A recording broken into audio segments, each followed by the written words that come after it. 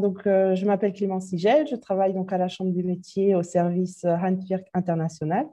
Et donc, voilà, nous soutenons et nous conseillons les entreprises qui s'orientent donc vers l'étranger.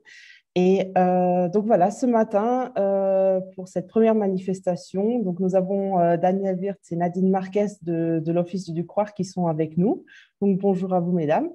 Et voilà, donc je ne vais pas faire, on va dire, une très grande introduction. La seule chose que je souhaite encore vous montrer avant de démarrer, c'est nous avons une petite vidéo qui décrit en fait les services que nous, en tant que Handwerk International, on fait.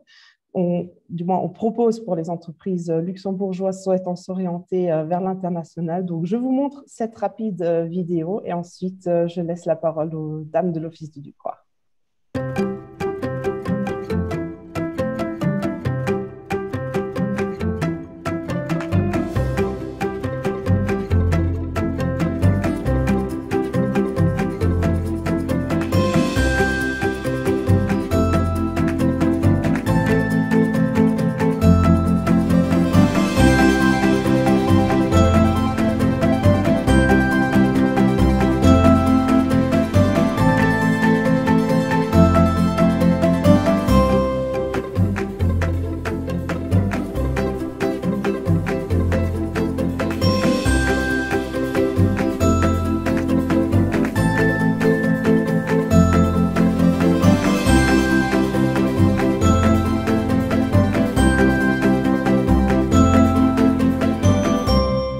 Voilà, donc merci beaucoup pour votre petite attention pour cette vidéo. Et donc voilà, je transmets la parole aux dames de l'Office du Croire.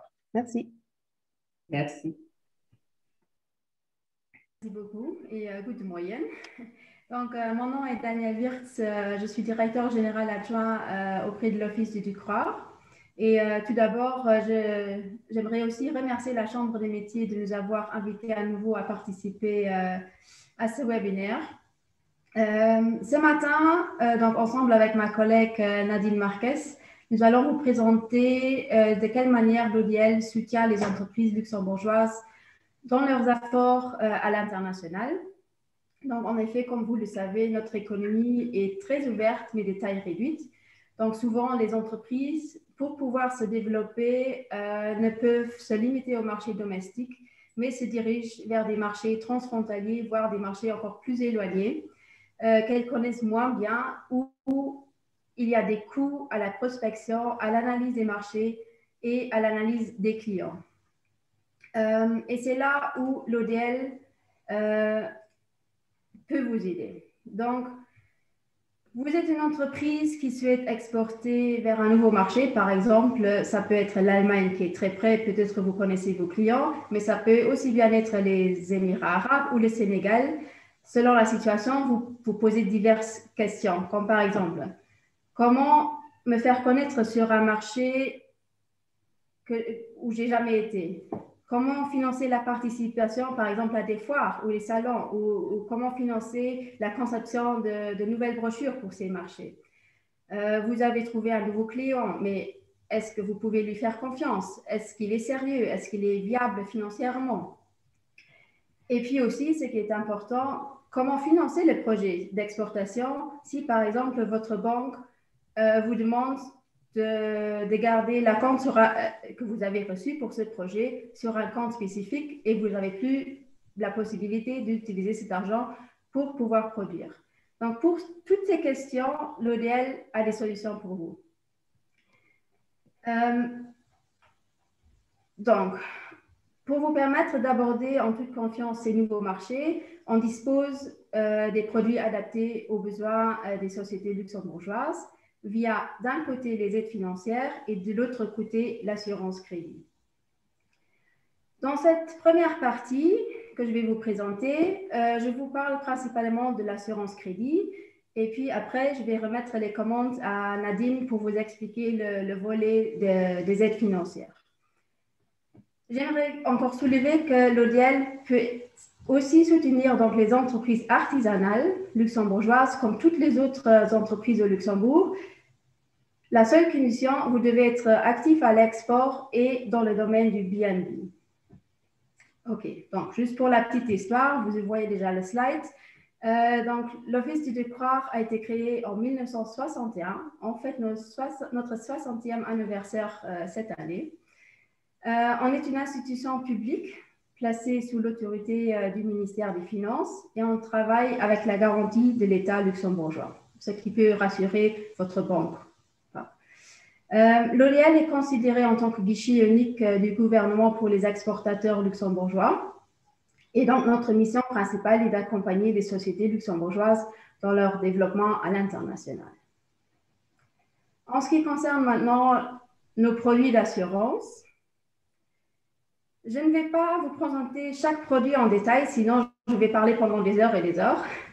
Je vais vous donner quelques exemples pour expliquer un peu qu'est-ce qu'on peut vous offrir.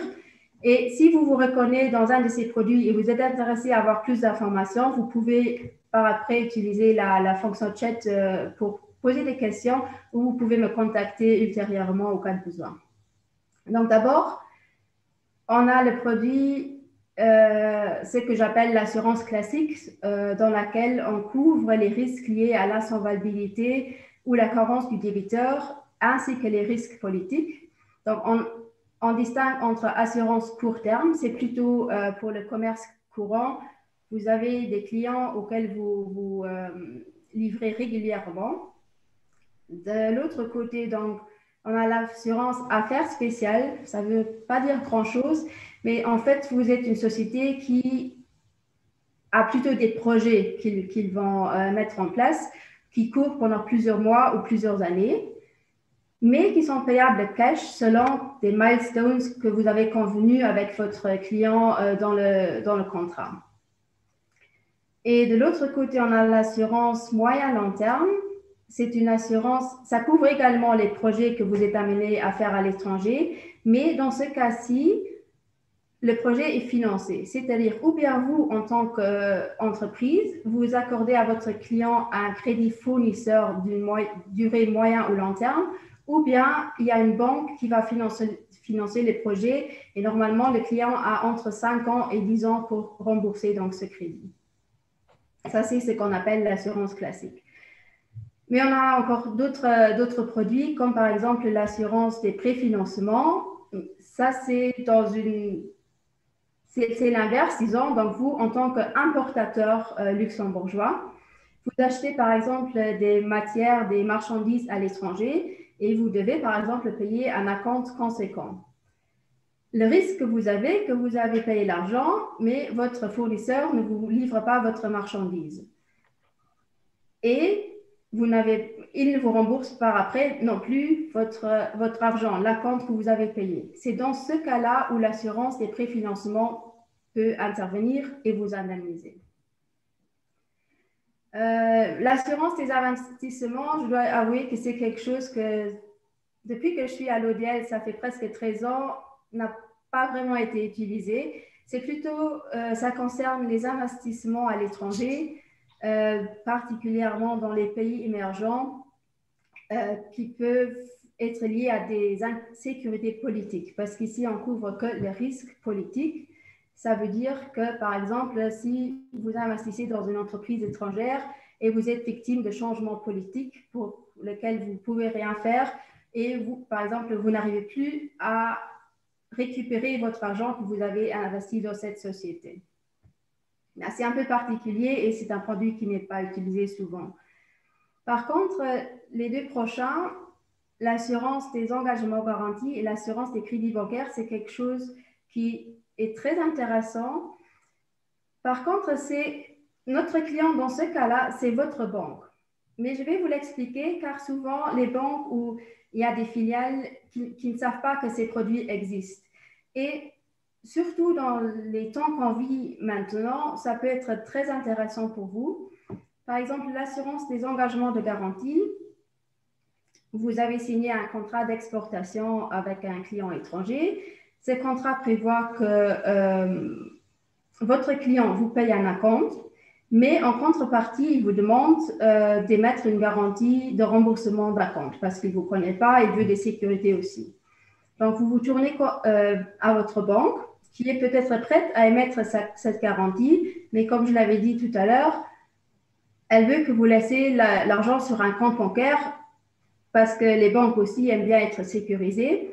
Et donc, vous n'avez pas l'argent pour pouvoir acheter les matières que vous avez besoin pour produire, par exemple. Donc, dans ce cas-ci, pour éviter cette situation, on a créé, il y a 5 ans, ce produit d'assurance où votre banque, avec vous, pouvez faire une demande chez nous pour que nous, on assure le risque sur votre société. Donc, si une garantie, par exemple, est tirée, la banque, théoriquement, ce sont des garanties à première demande. La banque doit payer. Elle ne peut pas poser de questions, elle doit payer. Après, elle se tourne vers vous parce qu'elle veut être remboursée. Et au cas où vous n'avez pas les moyens de rembourser la banque, elle est assurée par nous, normalement à hauteur de 50%. Et donc, ça donne à votre banque le confort de pouvoir vous donner ces garanties sans demander encore beaucoup plus de sécurité. Idem pour l'assurance des crédits bancaires. Vous avez besoin d'une ligne de crédit pour pouvoir garantir. Et je pense que dans ces temps-ci où tout le monde a un peu de problèmes de cash flow, disons, ça peut être très intéressant. Donc, votre banque peut venir chez nous et demander qu'on l'assure contre les risques que vous ne remboursez pas cette ligne de crédit qu'elle vous accorde. Voilà, ça c'était en très court. Je sais, c'est un peu vite, mais si vous avez des questions, vous pouvez les poser après. Je suis ouverte pour toute réunion si vous voulez avoir beaucoup plus de détails. Et donc, en résumé, ce qu'on fait en assurance crédit, c'est nos produits ont pour but de favoriser donc, les relations économiques et financières internationales dans l'intérêt du Luxembourg toujours. Et en même temps, de minimiser vos risques commerciaux et politiques aux activités d'exportation. Voilà, c'est tout ce que j'avais à dire pour l'assurance crédit. Merci pour votre attention et donc je laisse la parole à ma collègue Nadine. Merci Daniel. Alors oui, en effet, donc l'Office du Croire, ensemble avec le Comité pour la promotion des exportations luxembourgeoises, soutient également les entreprises luxembourgeoises exportatrices. Ceci dans leurs efforts de prospection à l'international. Donc, donc d'un côté, on a le volet assurance pour limiter les risques et protéger vos projets à l'international. De l'autre côté, on a des aides financières pour vous promouvoir, pour vous ouvrir vers de nouveaux marchés à l'étranger. Donc, il faut savoir que nos aides sont payées sous plusieurs règlements, donc tout d'abord de la loi de l'Office du Croire, mais également le règlement européen qui est relatif aux aides publiques en matière d'exportation, et en particulier le règlement de minimis. Donc il faut savoir que ce règlement, le règlement de minimis, permet à une entreprise unique de bénéficier d'un plafond qui va jusqu'à 200 000 € pendant une période de 3 ans. Donc, il n'y a pas que l'Office du Croire qui paye sous ce règlement-là, mais également d'autres institutions publiques, comme par exemple le ministère de l'Économie. Donc, pour bénéficier de nos aides, il faut être éligible. Pour être éligible, il faut naturellement également donc, remplir quelques conditions. Donc, tout d'abord, être une société luxembourgeoise qui souhaite se développer à l'international ou qui est déjà une société exportatrice, et également être financièrement viable, donc saine. Il faut également démontrer une valeur ajoutée, une substance suffisante au Luxembourg et donc être visible en tant que société luxembourgeoise à l'étranger. Donc, une PME est éligible si elle remplit bien sûr nos conditions, mais également une jeune, une petite société, donc on les appelle les jeunes et micro-entreprises, sont également éligibles. Alors, pour les jeunes et micro-entreprises, donc il faut déjà que le produit ou le service soit déjà commercialisé pour être éligible, mais il faut aussi avoir toutes les autorisations valables pour exercer son activité ici au Luxembourg. Donc, c'est deux points qui sont très importants. Donc, d'abord, il faut créer sa société, il faut déjà avoir son produit qui est commercialisé pour pouvoir bénéficier de nos aides. Donc, il faut bien sûr, par après, je vous expliquerai un petit peu la procédure à remplir et les pièces à apporter à vos demandes.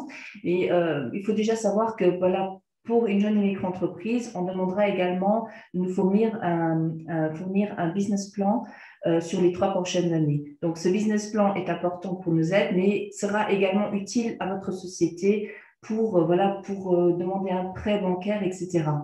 Donc, nous, on vous demandera exactement avoir un business plan qui détaille un petit peu votre activité et également vers où vous voudrez aller en tant que jeune micro-entreprise. Ce qui est important, c'est que, donc, mis à part le plafond qui est sous le règlement de minimis de 200 000 € pendant une période de 3 ans, nous avons également mis en place certains plafonds. Pour la jeune micro-entreprise, le plafond total par an est de 10 000 € pour toutes les aides confondues. Donc, toutes les aides réunies proposées par le COPEL ne peuvent pas dépasser 10 000 € par an. Donc, au fil du travail qu'on travaille ensemble, et si on constate voilà, le bon développement de la jeune micro-entreprise en termes de chiffre d'affaires, en termes d'effectifs, voilà, que la société se soit développée énormément qu'elle se soit développée, donc le comité peut demander, peut proposer une réévaluation du statut de la société. Donc, cette réévaluation vous permettra donc d'accéder à des plafonds beaucoup plus élevés. Donc, on garde donc le plafond des jeunes micro-entreprises de 10 000 € par an en tête, et donc avec un souhait en fait de réévaluer votre société et de vous faire accéder à des plafonds beaucoup plus élevés de nos aides.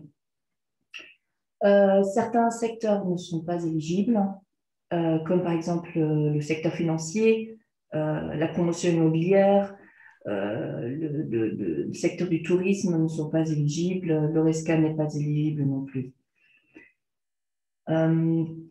Donc, je vais changer. Donc ici, vous voyez un tableau avec tous les frais qui sont éligibles. Donc, chaque aide a son propre plafond et également son seuil maximal d'intervention. Donc ici, vous lisez, par exemple, votre participation à des foires ou des salons ou une conférence à l'étranger en tant qu'exposant. C'est important que ce soit en tant qu'exposant, étant donné que, voilà, en tant qu'exposant, vous devrez également montrer que vous êtes une société luxembourgeoise sur ce stand, donc être également inscrit, par exemple, dans le catalogue de la foire sous l'adresse luxembourgeoise. Nous avons les frais de conception graphique. Nous avons les frais des traductions des supports promotionnels, les frais d'enregistrement de marques ou de brevets, mais également les certifications qui sont nécessaires à l'exportation. Nous avons également les publicités traditionnelles, mais aussi les aides pour le marketing numérique. Pour lancer également un nouveau produit ou se lancer sur un nouveau marché encore inconnu, vous aurez peut-être besoin également de services de conseil juridiques et fiscaux ou alors d'une étude de marché faite par un prestataire professionnel. Parmi cette liste, il y a également 2 aides qui ne sont pas affichées, mais elles sont moins, comment dire, elles sont aussi utiles, mais moins utilisées. Donc, il s'agit de l'aide pour une ouverture d'une entité de prospection hors Union européenne et hors Association européenne de libre-échange. Ici, alors, on participera pour vos frais de loyer d'un bureau ou la location d'un matériel, du bureau. Ceci pendant la première année de fonctionnement de la société. Il faut savoir que cette aide, elle est surtout pour les entreprises qui sont déjà développées et qui ont un effectif entre 10 et 100 salariés. Nous avons également une aide qui est également pour s'ouvrir sur des marchés hors Union européenne et hors Association européenne de libre-échange. Ce sont les participations aux appels d'offres internationaux. Elles sont également pour les sociétés qui ont un effectif entre 10 et 100 personnes. Et ici, en fait, on participera aux frais de voyage vers le pays concerné. Également les frais pour la réalisation d'études de marché, mais aussi, par exemple, parfois, il faut acheter le cahier de charges. Donc là, on participera également à ces frais. Il faut savoir que c'est la seule aide de l'Office du Croire qui, si on vous attribue le marché, vous devrez rembourser la totalité de l'aide. Donc, c'est vraiment juste pour vous pousser à aller et de limiter les risques si le marché ne vous est pas attribué. Ces deux aides-là ont un plafond maximum de 30 000 € par an et on participera jusqu'à 50% des frais qu'on considère comme éligibles. Donc, je vais reprendre un peu le tableau et vous expliquer un peu les aides, les différentes aides en détail. Donc, on a tout d'abord donc la participation à la foire au salon, comme expliqué. Donc, il s'agira d'une foire étrangère que vous participerez en tant qu'exposant luxembourgeois. Et on considère également, donc aujourd'hui, dans l'air du temps, les foires virtuelles. Donc, si vous participez également à une foire virtuelle, on pourra également vous soutenir. L'intervention maximale pour cette aide, elle varie en fonction du nombre de fois que vous participerez à cette foire. Donc, de la première jusqu'à la troisième participation, le taux maximal d'intervention sur les frais éligibles est de 50%. À partir de la 4e jusqu'à la 10e, il sera de 25%. Et à partir de la 11e jusqu'à la 20e participation, toujours à cette même foire, ce sera 10%. À partir de la 20e participation, donc 21e plutôt, on ne participera plus pour cette foire-là. Parce que bon, là où le marché sera attribué, vous aurez déjà mis vous aurez déjà compris ce marché et vous serez déjà établi, disons, sur ce marché-là. Donc, il faut savoir qu'ici, le plafond annuel est de 40 000 € par an. Et il faut garder toujours en tête que les jeunes et micro-entreprises ont un plafond de 10 000 € global, donc de toutes ces aides. Donc ici, on participera pour les frais qui sont, par exemple, la location d'une surface, de la surface, l'aménagement du stand, l'inscription au catalogue qui parfois est payante, toutes les connexions, voilà, électricité, eau, assurance, nettoyage, peut participer jusqu'à 20 billets de visiteurs. Voilà, donc c'est un peu, de toute façon sur notre site, vous avez après tout le détail de tous les frais qui sont éligibles par aide. C'est un petit explicatif si au cas où vous voulez revoir les frais qui sont éligibles et non éligibles. Donc, il faut savoir que pour les foires, les demandes devront être envoyées avant le début de la foire. Donc, je reviendrai plus tard à la procédure plus en détail. Pour la prochaine aide, ça sera les frais de conception de support promotionnel. Donc, il s'agira de la conception d'une brochure, d'un flyer ou d'un vidéo, par exemple, que vous pourrez placer après sur votre site Internet ou bien le présenter lors d'une foire. Les frais d'impression, par contre, ne sont pas éligibles. Donc, si vous faites la conception d'une brochure, on ne participera pas à les imprimer en 100 exemplaires, disons. Ce sera vraiment que la graphique de la brochure. Par contre, les frais pour la création d'un site Internet ne sont pas éligibles non plus. Donc là, si vous avez un projet qui va dans cette direction, je vous propose de consulter les services de la Chambre des métiers qui vous expliqueront comment faire ou où faire les démarches pour demander une aide pour la création d'un site Internet. La prochaine aide, ce sont les frais de traduction de vos supports promotionnels. Donc ici, tout en gardant toujours les caractères à l'international, donc ça sera dans toutes les langues, sauf dans le luxembourgeois, parce que bon, n'est pas très utile malheureusement pour l'instant. Donc, il faut savoir ici que, par exemple, la traduction du site Internet, par contre, est éligible. Donc là, si vous souhaitez faire traduire professionnellement votre site, c'est une aide que vous pourrez solliciter auprès de notre comité. Donc, les deux aides, celle pour la conception et la traduction, ont un plafond annuel de 10 000 € par an et une participation maximale de 50% des frais éligibles. Voilà. La prochaine, donc, c'est une aide qui est importante pour intégrer un nouveau marché.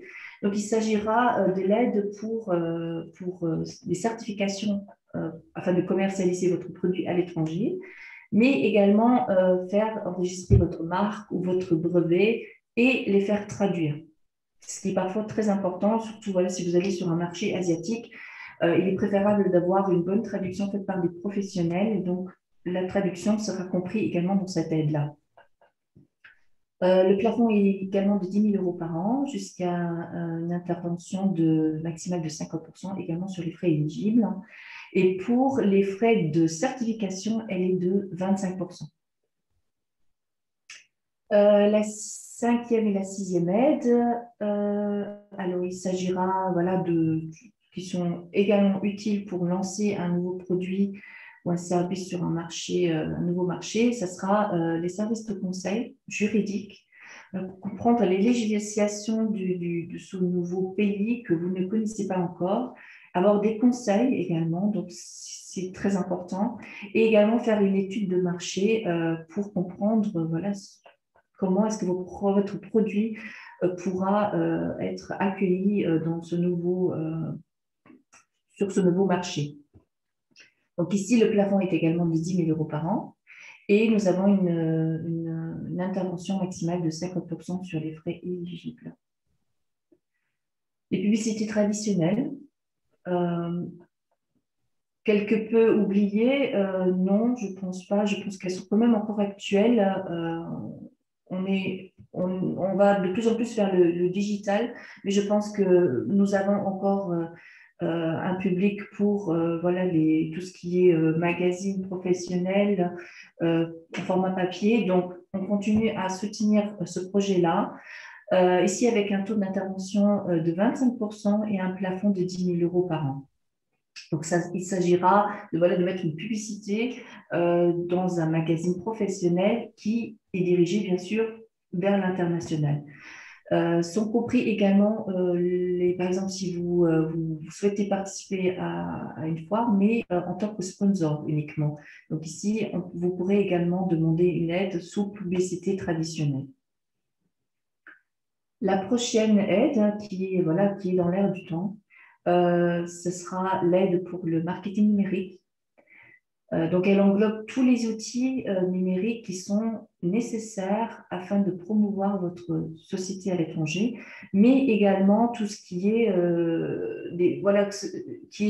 que ce sont des conseils pour établir, mettre en place une stratégie de marketing numérique afin de montrer votre société également via des outils digitaux. Ici, le plafond est plus élevé que pour les publicités traditionnelles. Ici, il est de 20 000 € par an et nous avons un taux d'intervention maximale de 5% des frais éligibles. Donc, cette aide porte sur les frais non seulement qui concernent les services de conseil, donc du consultance dans le marketing numérique. Donc, il s'agira donc des études de services de conseil qui permettront d'améliorer votre stratégie, mais elle comprend également tout ce qui est conseil SEO, SEA. Ici, il faut savoir que nous avons mis en place un plafond intermédiaire dans ce plafond de 20 000 € de 10 000 € par an, afin de vous donner quand même la possibilité non seulement d'avoir des conseils, mais également de mettre votre stratégie marketing numérique en place. Donc, d'autres frais sont les publicités en ligne. Ça sera des publicité sur des réseaux sociaux. Ça sera également d'optimiser les moteurs de recherche, Google AdWords, voilà, des banners en ligne, ça aussi, mettre en place des landing pages, voilà, afin bien sûr de mettre en place donc une campagne marketing qui se dirige vers l'étranger. L'abonnement à un outil marketing automation est également des frais qu'on pourra considérer sous cette aide-là. Donc, il s'agira voilà, d'une licence ou d'un abonnement d'un outil informatique qui vous permettra de gérer plusieurs campagnes publicitaires en ligne ensemble, d'augmenter par exemple également la fidélité de vos clients et de vos contacts, de contrôler également la qualité des données qui sont utilisées, mais également d'avoir des rapports statistiques pour voir voilà, comment est-ce que votre produit, votre service est performant et efficace. L'acquisition également de bases de données qualitatives sont également des frais qui sont compris dans cette aide-là. Voilà. Donc, sur notre site, vous retrouverez tous ces détails-là également, avec tous les plafonds et également des frais qui ne sont pas éligibles. Je vous donne quelques exemples. Par exemple, tout ce qui est frais de voyage, si vous allez vers pour participer à une foire, les frais de voyage, de déplacement, de restauration, d'hébergement, donc hôtel, ne sont pas éligibles. Les gadgets promotionnels que vous offrez après, peut-être sur place à vos clients, ne sont pas éligibles. La conception donc, du site Internet n'est pas éligible. Elle est offerte par d'autres institutions luxembourgeoises. Également, par exemple, la conception d'un mobilier avec votre logo n'est pas, ce sont des frais qui sont plutôt considérés comme internes. Voilà. Donc ici, vous avez un petit peu la procédure. Donc, il faut savoir que voilà, le formulaire de demande existe en 3 langues. Ce sera en français, en allemand et en anglais. Donc, pour accéder à ce formulaire, vous avez également le lien direct sur notre site Internet. Il faudra avoir un produit LuxTrust pour y accéder. Donc, il faut savoir que donc pour la participation aux foires, les demandes devront être envoyées avant le début de la foire. Mais pour toutes les autres aides, il faudra que la demande nous soit envoyée, vraiment transmise avant engagement des frais. Donc, engagement des frais, ça veut dire avant que vous signez l'offre que vous avez reçue de votre prestataire, que vous la signez pour accord. Donc, il faudra nous envoyer, avant de la signer, la demande et également, donc, si c'est sous-entendu, avant que le projet n'ait débuté. Il faudra joindre quelques pièces, par exemple les 2 derniers bilans. Nous demanderons également un organigramme qui décrit voilà, la structure de la société. Un certificat de la CCSS qui confirme le nombre de salariés de votre société. On demandera le relevé d'identité bancaire. Et ce qui est très important pour nous, c'est d'avoir également une copie non seulement du bulletin de participation pour une fois, mais également la copie de l'offre détaillée et datée pour tous les autres projets. Donc, dès que vous avez... Donc, ce qui est important, c'est que donc, vous avez ici un petit peu les images que vous verrez.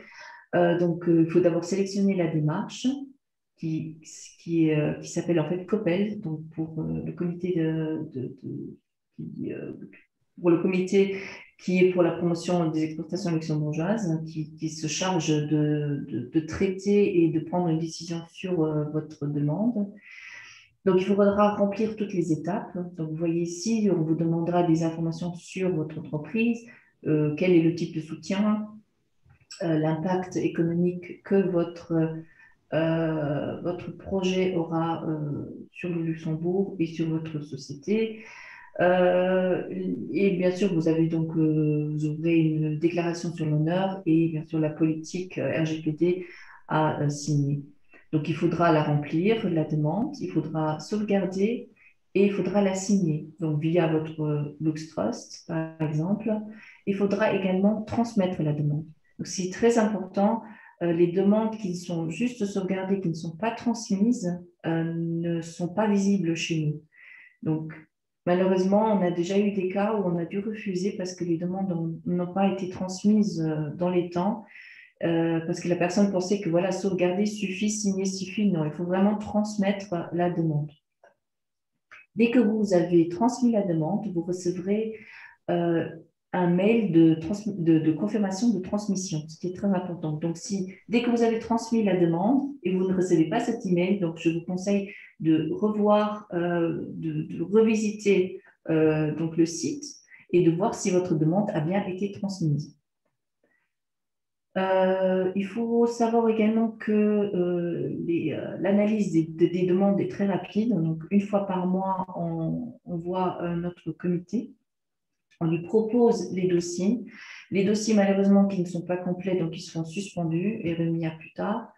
Voilà. Dès qu'il y a une décision prise, vous serez informé de la décision par mail via une lettre de promesse. Donc, dès que la décision est positive, la lettre de promesse est valable 6 mois jusqu'à 1 an.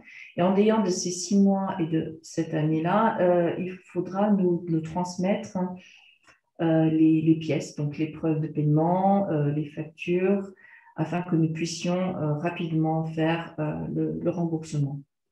Les remboursements sont faits en dehors d'1 mois et ils seront également confirmés par lettre d'octroi qu'on envoie maintenant par email. Voilà. Je crois que de mon côté, j'ai fait un peu le tour. Donc voilà. Je ne sais pas si on fait une pause, Clémence, ou on répond tout de suite aux questions. Je propose que j'essaye, durant une courte pause, de remontrer la vidéo parce qu'apparemment, ça n'a pas fonctionné tout à l'heure. Donc, comme ça, l'interprète peut faire une petite pause et moi, je réessaye avec la technique de remontrer la vidéo. Et comme ça, les participants peuvent entre-temps réfléchir s'il y a des questions ou des points qu'ils souhaiteraient approfondir, si ça va à tout le monde. Donc, je réessaye. Ça va.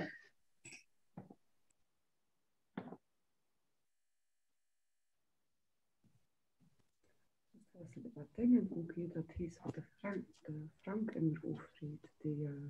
Maar je dann aufgeschrieben, ja, die Zertifizierung, Ook een, dann 25%, ja, dat hebben we nog niet gevraagd. ein Markeneintrag. Ja, anders moest ik niet vragen, dat we hem gerne met Michel doen, mijn vriendin. Wie ist mit Patent? Haben wir Patenten? Ich nicht, ja, aber wir schreiben mal, ja. Muss ja neue Patente. Bon, ça ne semble pas fonctionner ce matin.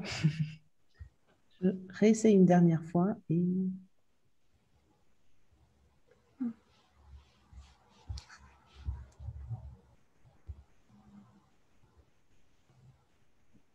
Non.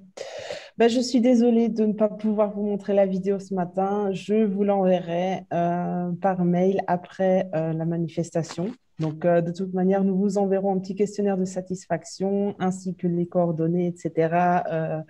De l'ODL. Donc, voilà. Donc, je ne manquerai pas de vous envoyer la vidéo également. Donc, je dirais place aux questions, aux commentaires. Et donc, voilà, s'il y a des questions, n'hésitez pas à les écrire maintenant ou dans le chat ou à prendre le micro. Voilà, donc vos questions sont les bienvenues. Clémence, est-ce que tu pourrais peut-être réessayer, étant donné peut-être que j'avais la présentation ouverte, peut-être que c'était ça la problématique? Ah, je peux réessayer. Alors, voilà, attends. Je pense que je ne suis plus dedans.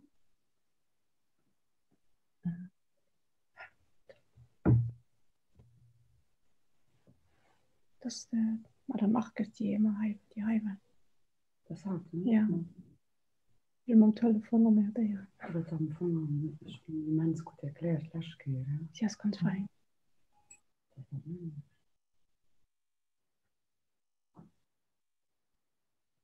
Ça ne semble pas fonctionner, donc merci quand même. C'est la technique et le lundi matin. Donc voilà, mais entre-temps, nous avons une question. Donc faut-il absolument, je vais la lire pour tout le monde, faut-il absolument que notre banque partenaire intervienne pour l'aide ODL ou pouvons-nous, pour certaines aides, nous adresser directement à l'ODL? Alors, pour les banques, ça ne concerne pas les aides financières, ça concerne plutôt le volet assurance. Donc, pour les aides, c'est en fait vous, en tant que société, qui devrez envoyer votre demande tout simplement par le MyGuichet. Voilà. Et pour l'assurance, donc les deux assurances, engagement de garantie et crédit bancaire, en effet, c'est vous avec votre banque qui devez nous envoyer un formulaire de demande. On a avec la plupart des banques luxembourgeoises un contrat cadre, donc théoriquement, ils savent que ce produit existe. Mais bon, il se peut que certaines agences peut-être n'ont pas l'information, mais alors vous pouvez nous contacter ou ensemble avec votre banque et on va voir cela. Merci. Je pense que ça répond à la question. Y a-t-il peut-être d'autres questions? Une question. Oui. Une question concernant les aides au marketing digital. Vous avez dit qu'il faut une offre au préalable écrite avant de soumettre la demande. Mais par exemple, Google AdWords, LinkedIn, Mailchimp, enfin tout ce qui est au travers de plateformes digitales. Comment est-ce qu'on peut obtenir cette offre au préalable vu que c'est au fur et à mesure qu'on avance dedans qu'ils nous facturent et que… Oui, non, là, vous avez tout à fait raison. Donc, pour Google AdWords, Facebook, LinkedIn, il n'y a pas d'offre préalable. Souvent, il se peut que par contre, si vous souhaitez soumettre toute la stratégie marketing à un prestataire, donc là, le prestataire vous proposera dans son devis le nombre de campagnes publicitaires qu'il voudra mettre en place, etc. Donc, il faudra juste un peu détailler. Si maintenant, c'est vous-même qui allez mettre, demander auprès de Google ou de LinkedIn si vous-même vous faites votre stratégie marketing, donc là, il ne faudra pas nous donner d'offres parce qu'il n'y en a pas effectivement. Aussi, concernant l'enregistrement de la marque, là, par exemple, on a le cas qu'à l'étranger, on a une société qui a le même nom que nous et dans notre développement, ça peut nous poser problème. Quels sont les frais éligibles et à quel moment on peut enregistrer, où on doit s'enregistrer pour cela, quoi. Comment on fait, c'est quoi la procédure? Alors, tout d'abord, il faut contacter une société qui est chargée dans ce pays pour faire enregistrer votre marque ou votre brevet exactement. Donc, ce prestataire-là vous fera une offre qui est généralement très détaillée qui vous explique exactement quelle est la procédure à suivre et en fait, qui vous explique juridiquement toute la procédure. De par là, vous pouvez, dès que vous avez l'offre, parce qu'il faut quand même que vous sachiez combien ça va vous coûter, dès que vous avez l'offre, vous nous envoyez une demande. Et donc là, vous pourrez bénéficier jusqu'à 10 000 € par an. Si vous avez une facture de 20 000 €, comme on participe jusqu'à 50% maximal, on vous rembourse jusqu'à 10 000 €.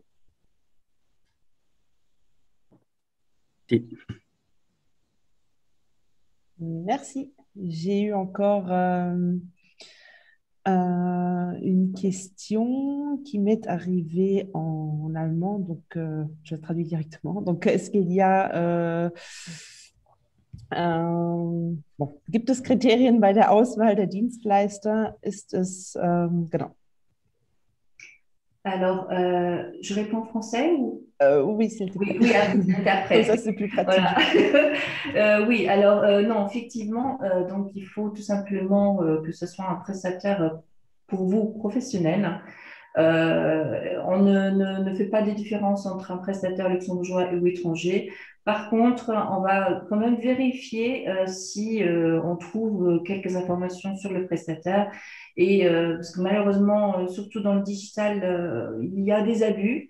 Donc, si on trouve quelque chose que votre prestataire n'est pas sérieux ou qu'il a des antécédents qui ne sont pas sérieux, donc on vous préviendra et on vous fera partager également notre petit souci.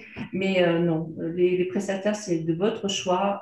On va juste vous guider au cas où on a un petit doute sur le prestataire.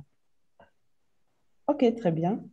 Euh, Prochaine question. Notre société fait partie d'un groupe et elle est financée par le groupe. Évidemment, parce que le bilan est en perte, pourrait-elle aussi avoir accès au support ODL? Alors, c'est la raison pour laquelle on demande également d'avoir un organigramme hein, pour comprendre et voir un peu la structure de la société. Si votre société a des pertes, voilà, ce n'est pas juste le point d'avoir une perte qui fera qu'on ne vous soutiendra pas. On regardera la globalité de la société. On regardera, voilà, on regardera les capitaux, les capitaux propres. On regardera vraiment le bilan dans son ensemble. Et si on a vraiment un doute voilà, sur la situation financière de votre société, on vous contactera et on verra, en fait, on vous demandera, par exemple, les mesures de redressement que la société a mis en place pour redresser le bilan. Voilà. Il y a toujours une année ou plusieurs années où, par exemple, pour une jeune micro-entreprise, ça peut prendre du temps pour développer sa société et d'avoir l'évolution nécessaire. Donc là-dessus, alors, on va regarder plutôt l'ensemble de la société. On va voir si le nombre d'effectifs, etc., pour voir si on peut voilà, aider la société. Donc, c'est très, très rare qu'on ait refusé une demande parce que la situation financière était voilà, parce qu'on a eu des pertes. S'il s'agira alors plutôt d'un refus pour une société qui est en faillite, par exemple. Ça sera un refus. D'accord. Ok, très bien, merci. Euh, pour le moment, il n'y a pas d'autres questions. Moi, j'ai une petite question d'un point de vue, on va dire, administratif. Tu as mentionné qu'il y a environ tous les mois un comité donc, qui se réunit et qui prend les décisions. Maintenant, tu as aussi mentionné s'il y a par exemple des documents manquants, je suppose que dans ce cas-là, la décision est reportée au mois d'après. Tout à fait. Donc, ça veut dire qu'il ne faudrait pas forcément s'y prendre 4 semaines, juste 4 semaines à l'avance. En fait, il faut quand même, oui. je pense que c'est aussi important vraiment de ne pas trop s'y prendre. Voilà, on est très rapide dans notre procédure. Moi, j'ai régulièrement un échange avec les sociétés voilà, où je demande des pièces ou des informations supplémentaires. Par exemple, ici, dans l'exemple de M. Guardineri, qui demande, voilà, pour les pertes, donc on demandera également plus d'informations sur la situation financière de la société. Donc, on reste vraiment en connexion avec la société. On vous demandera des pièces. Si les pièces ne sont pas reçues pour la réunion du comité, elle sera suspendue. Il faut savoir que par contre, on ne va pas suspendre voilà, pendant des années. Il y a une limitation sur 90 jours. Si après 90 jours, on n'a toujours pas reçu les pièces, on va clôturer la demande sans suite. Mais bon, ça vous donne 90 jours. D'accord, ok, très bien. Ok, juste concernant la dernière question aussi, justement, un nouveau produit engendre automatiquement des pertes. Les bilans ne peuvent qu'être en négatif. Une solution. Existe-t-il une solution? Pour les aides, vous voulez dire Ah, je pense, oui. Donc, pour des aides financières, donc nous, nos aides, c'est vraiment pour promouvoir la société. Donc, si vous avez un nouveau produit, il est clair qu'il faut le montrer à l'étranger. Voilà, il faut faire une stratégie marketing à mettre en place. Donc, nous, nos aides, c'est pour promouvoir vos produits, vos services à l'étranger. Donc, c'est important, c'est notre activité.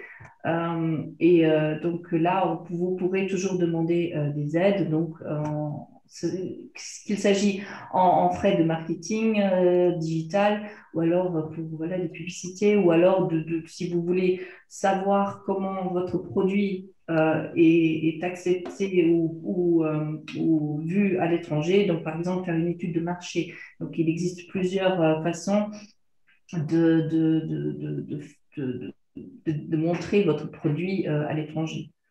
Et c'est de là où nous, on peut vous soutenir avec nos aides financières. Très bien. Il y a encore une dernière question qui est en cours, il me semble, de Monsieur Krips, je pense, qui a une question concernant les frais marketing digital. Donc, Oui, bonjour. bonjour. Oui, alors, je ne sais pas si j'ai bien compris au niveau des frais marketing numérique. Vous avez dit que le plafond est de 20 000 euros par année. Et moi, j'ai compris que jusqu'à 5% des frais totaux sont éligibles. Est-ce que j'ai bien compris ou... Non, c'est 50%. Alors, 5. oui, 50%. Ok. Il faut juste savoir que, donc, comme expliqué, on a mis en place un plafond intermédiaire pour tout ce qui est conseil en marketing stratégie, en stratégie de marketing numérique, pour que vous puissiez quand même avoir donc les 10 000 euros pour mettre en place la stratégie. Donc, il ne suffit pas que d'avoir des conseils, mais il faut après la mettre en place. Donc, c'est pour ça qu'on avait mis un plafond intermédiaire de 10 000 euros pour les conseils. Et mais globalement, l'aide, elle est de 20 000 euros. Et elle est aussi soumise à la loi Minimi. C'est-à-dire, si on a d'autres aides, c'est cumulatif et on ne peut pas dépasser les 200 000 euros sur 3 ans. C'est tout à fait ça, oui. Si. Et toujours en gardant en tête que les jeunes et micro-entreprises, voilà, les plafonds que j'ai détaillés ne sont pas les mêmes pour les jeunes micro-entreprises. La jeune micro-entreprise a un plafond annuel global de 10 000 euros. Donc, toutes les aides confondues, toutes les aides que je vous ai énumérées, on ne dépassera pas 10 000 euros par an. J'espère avoir répondu à votre question. Oui, merci. OK. Très bien. Alors, pour le moment, il n'y a plus de questions, j'ai l'impression. Donc, voilà, dans ce cas, il ne reste plus qu'à vous remercier, mesdames, Nadine et Daniel, donc, pour votre intervention ce matin. Donc, voilà, je souhaite aussi vous informer que la prochaine manifestation aura le 22 mars. Donc, ce sera concernant les prestations en France. Donc, ce sera une visualisation très globale de qu'est-ce qu'il faut faire, à quoi faut-il faire attention lorsque vous allez prester en France. Donc, voilà, n'hésitez pas à vous inscrire sur notre site Internet et voilà, n'hésitez pas aussi à commander notre guide qui est donc concernant aussi toutes les prestations en France, en Belgique et au Luxembourg. Donc, ce guide est apparu en décembre 2020, donc il est tout nouveau. Il y a plein d'informations pratiques concernant donc les prestations de services à l'étranger. Et donc, vous trouvez aussi la plateforme de commande. Il est gratuit pour les entreprises, donc ressortissants de la chambre de métier. Donc, n'hésitez pas à le commander. Il existe en français et en allemand. Et donc, voilà. Donc, nous avons fini pour ce matin. Je vous souhaite à tous, à toutes et à tous une très, très bonne journée et une très bonne semaine. Et en espérant vous revoir bientôt, virtuellement. Merci beaucoup à toutes et à tous et bonne journée. Merci. Merci. Au revoir. Au revoir. Danke Ihnen auch. Tschüss. Tschüss.